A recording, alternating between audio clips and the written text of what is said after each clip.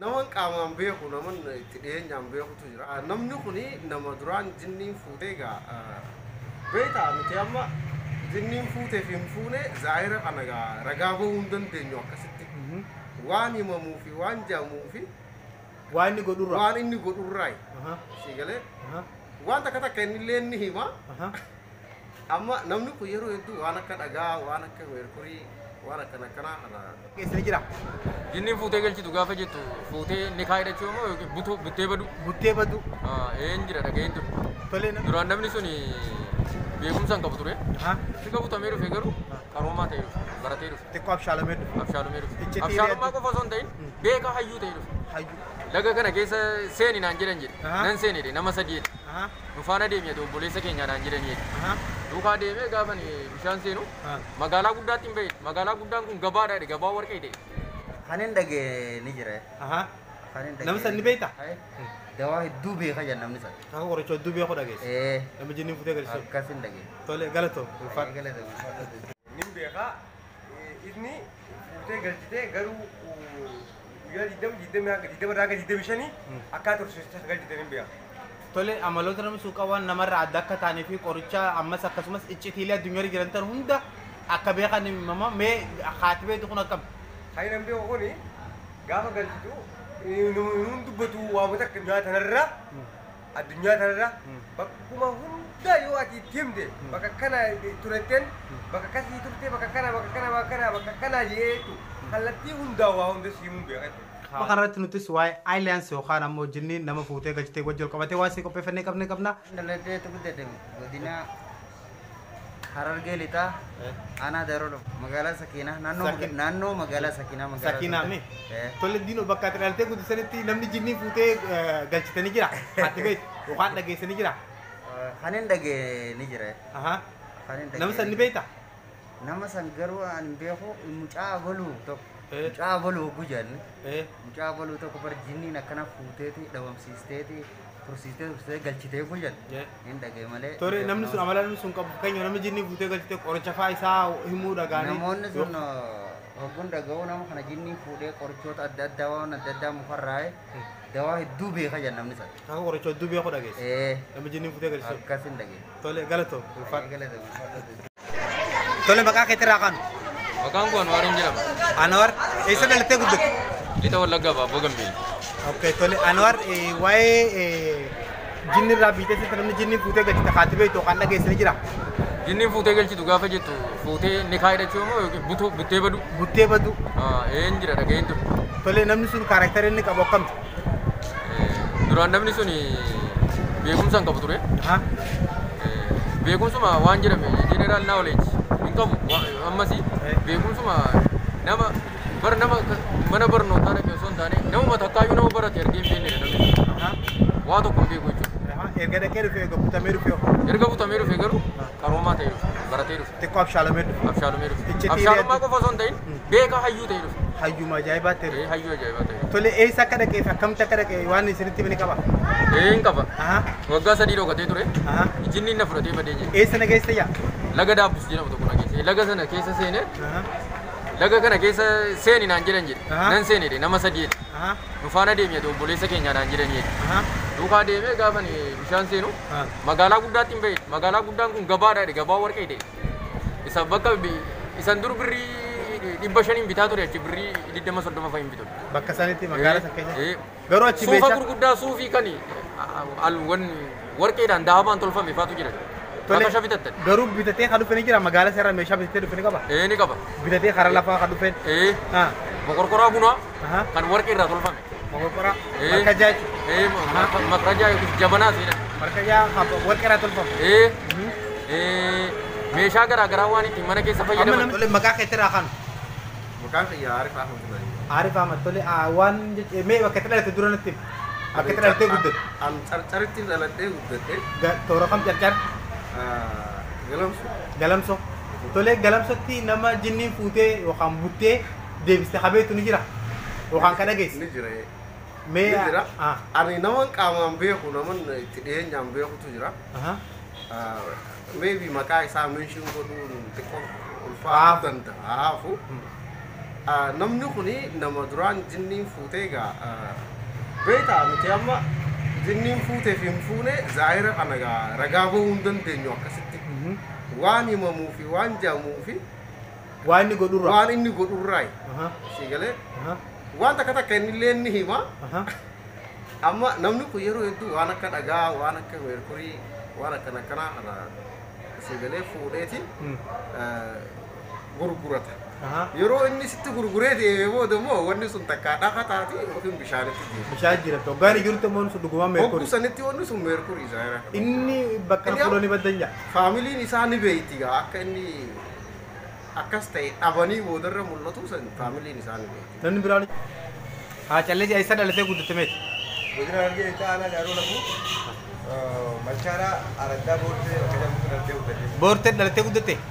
Tole boortee bakka itti dhalatee guddate san nama jinniin fuutee galchitee habeetu ni jira? Nin beekaa inni fuutee galchitee garuu guyyaa 20 akka tursiisaa galchitee nin beeka. Tole amaloota namni suuqa waan namarraa adda akka taanii fi qoricha ammas akkasumas iccitiilee addunyaa jiran ta'an hunda akka beekan mama mee haati beektu kun akkam? Addunyaa tanarra bakkuma hunda yoo ati itti himte bakka kana turetteen bakka kasii turte bakka kana jeetu kallattii hundaa waa hunda siimuun beekatu. Citii lafaa kanarra jiru hunda beeku. Addunyaa tanarra qabatte jirtu bakkuma feete dhuftee yoo kutuseef gaafatte bakka kasii wanni kasii hin jirtu hin geetuma ragaa dhugaa tasbaaf. Ragaa qabatama waan irra geetu. Muuxannoo isaa argatee haa akkanas hin jiru. Mojinni dur fudhee galcheessaas. Gawraa addunyaa lammaffaatiin booda dhimmi UFO kun addunyaa guutuu raasaa jira. Sababni isaas murni gariin jiraachuu waan kanaa warra shakkuu fi mormu yoo ta'u, gareen kun immoo warreen argee fi dhugoomsedha. Duuba walfalmii garee lamaan kanaa qabannee ragaalee UFO lafee irra ilma namaa wajjin jiraachuu kan eeran irratti waan qindeeffanne isiniif tarreessan. Falmii fi iccitiin UFO kun bara 1940 irraa eegalee hedduu ilma namaa dhibaa jirti. Qorattootni gariin akka jedhanitti UFO'n kun dur irraa kaasanii gara lafaa akka dhufaa turanii fi ilma namaa kan qaroominaa fi teeknooloojii kanaan akka gumaachaniif dubbatu. Keessafuu erga Ameerikaan meeshaa waraanaa niikularii jedhamu oomishtee as biyyootni hedduun fedhii UFO kana qorachuu fi baruuf tattaafachuu itti fufanii jiru. Akka saayinsistoonni fi xiinxaltootni gariin jedhanitti sochii ilma namaa hundi to'annoo isaanii jala akka jiruu fi garuu dubbicha kana iccitiin akka qabantu himamu. Ragaan dhiyeenya kana bee akka ibsutti ilmi namaa wajjin ta'uudhaan jaarmayaa Itoophiyaa kan akka Laallibalaa, Aksumii fi Piraamidii biyya Masrii fi kanneen biroo gargaarsa isaaniitiin akka hojjetameeru. Warreen saayinsii fi moototni addunyaa UFO wajjin akka hojjetantu himama. Keessafuu Ameerikaa fi moototni ishiidhaa UFO wajjin walitti dhiheenya cimaa akka qabantu himamu. Ameerikaa keessa iddoo Eeriyaa 51 jedhamu akka safara isaanittis tahee guutumaa guututti mirkanaa'ee jira. Xiinxaltoonni tokko warreen UFO'n kun addunyaa kana basaasuuf naannoo baha Afrikaa, Itoophiyaa fi Ijipti akka buufatatti itti gargaaramuu isii ibsu. Yeroo sanitti Piraamidii Masrii, Laallibalaa fi Aksum biyya Itoophiyaa akka ijaarantu dubbatama.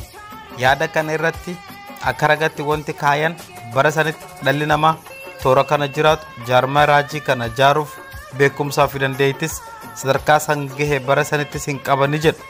Akka fakkeenyaatti jaarmeenni siidaa Aksum dhagaa baqee irraa kan ijaarame yoo ta'u, ilmi namaa ganda kana keessa jiraatu bara sanitti tahee hanga ammatti dandeettii dhagaa baqsuu hin qabu jedhu. Kan biraa jaarmeenni kunneen osoo jaarmaa harka ilma namaatiin ijaarame tahee maaliif muraasa qofa ta'uu jedhanii akka ragaa lammaffattis dhiyeessu. Kan sadaffaa jaarmaa Piraamidii biyya Ijipti magaalaa Masrii naannoo Haram jedhamu jiru kanattis walqabatee dhagaan Piraamidichi kun irraa ijaarame dhagaa addaa fi kan qarqara magaalaa Kaayiroo keessatti fi qarqara magaalaa Kaayirootii fi keessa magaalaa Kaayirootis hin argamne ta'uu akka ragaa sadaffatti dhiyeessu. UFO'n ilma namaa wajjin jiraatu. Fiizishaaniin Yuukireen Anastaayin akka jedhanitti UFO'n yeroo hedduu daawwiif gara lafaa akka dhufan ragaa guutuun qabaa jedha. Mootonni addunyaarra jiranii fi raayyaan nageenya isaanii UFO'n kun ilma namaa wajjin hariiroo qaban dho'isuuf dhagaa isaan hin buqqifnes hin jiru. Sababni kana godhaniifis ilmi namaa cinqamee rakkoo xiinsammuutiif saaxilama jedhanii waan yaadaniifi jedha. Ardii lafaa jalarratti iddoo kuufama UFO akka jiru eerama. Sheerii Shernaap ilmi namaa dho'isaan UFOlee dachii jala jiraniin wal qunnamuu jira jettee barreessitee turte. Akka barreessuun kun jettutti warreen CIA fi hojjettoota NASA irraa odeeffannoo qulqulluu argachuu ishiitis itti dabaltee barreessitee jirti. Iddoon teessoo UFO kan fuula lafaa dachii jalaa kun hedduun isaa naannoo Ameerikaa akka argamus eertee jirti. Area 51 iddoo Ameerikaan UFO itti dho'isitu jedhamee bal'inaan amanama. Mootummoonni biyyattii kanaan dura turan naannoo kana dho'isaa turan. Ta'us namni dho'isaan basaasuu fi suuraalee hedduu kaasuus hin oolle. Erga gungummiin jabaatteen booda mootummootni Ameerikaa bara 2013 ifatti waan kana amanee jira. Kan hedduu nama ajaa'ibsiisu ibsa isaanii keessatti akka UFO'n Area 51 kana irra galtu yaada kennuu irraa of qusatanii jiru.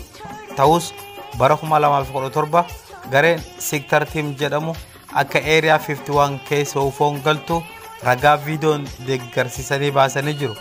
Ergasii booda mootummaanis suuraalee UFO tokko tokko gallakkisuu eegale. Filmiin baay'eenis dhimma kana irratti dalagamanii gallakkifamuu eegalan. Lammiin Ruusiyaa Kirooy Alimov namni jedhamu lammii biyya Ruusiyaa ta'e tokko wanti addaa isaa qunnamee isaa dubbate. Fulbana 17 bara 1997tti UFO'n karaa gaamoo isaa dhufanii akka mankuraakurii isaaniitiin fuudhanii deeman dubbata. Gabaasa ABC TV'tti Alimov yeroo fuudhanii ukkaamsanii deeman hanqina oksijiiniitiif waan saaxilameef telepaatik tooftaa jedhamuun yaada sammuu keessaa wal dubbisuu akka turan gabaase. Waan Alimov jedhe kana yeroo isaa fuudhan konkolaachisaan isaa arguu erga ragaa bahee fi waahillan isaa wajjin dalagan barbaadanii yeroo sanitti dhabuu erga ragaa bahaniif booda mootummaan Ruusiyaa dubbicha liqimse. Mootummootni Ruusiyaa tarii ergaa Ruusiyaa miidhuu Alimov irraa guurachuu danda'an jedhanii waan sodaataniif hoogganaan biyyattii bara 2010tti Alimov ifitti waamanii turtii inni UFO wajjin godhe maal akka fakkaatu gaafatamee ture. Ergasii muummeen ministeeraa Deemitriif ibsa baase. Deemit dhimma siyaasaaf tiiviilee adda addaatiif ibsa kennuun beekama. Innis waa'ee UFO gaafatamee odeeffannoo hedduu gaazexeessotaaf kennee jira. Ibsa isaa keessatti UFOleen ilma namaa wajjin garbuutee akka jirtuu fi isaanis akka UFO kana wajjin dalagan ibse.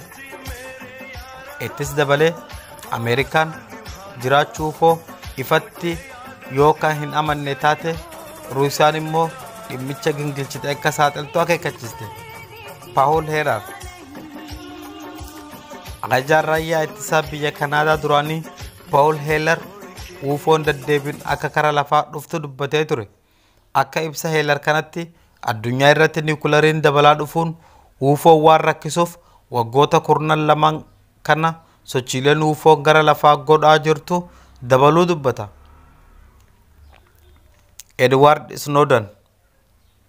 Edward Snowden nama Ameerikaa lammii ishii akka basaasaa jirtuu fi hordoffii cimtuu godhaa jirtu jalaa himedha. Sababa kanaafis rakkoo addaatiif saaxilamuu isaa isinuu bal'inaan itti dabaluunis Snowden waan UFO wajjin wal qabatu odeeffannoo barbaachisoo ta'an hedduu kenne. Akka ibsa Snowden jedhetti Ameerikaan Tools and White yookaan Nordisk UFO jedhamtuun hoogganamtii jedhe.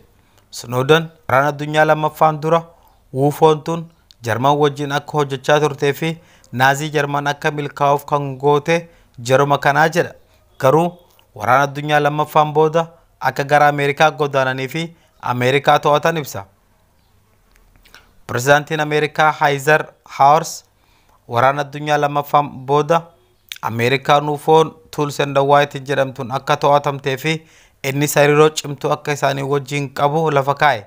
Ittis dabalee yeroo hedduu isaa wajjin bakka New Mexico jedhamtutti akka wal argaa tureef himee ture. Namni reefu jenne Alimonovis akka isa achitti argee ragaa ba'eefii jira.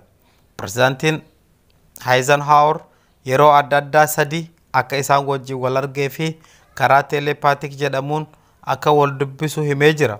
Wanti Eisenhower jedhu kun yaada Snowden kan Tools and the White jedhu san deeggaruu waan ta'eef addunyaan Snowden amanuuf hedduu isa gargaaree jira.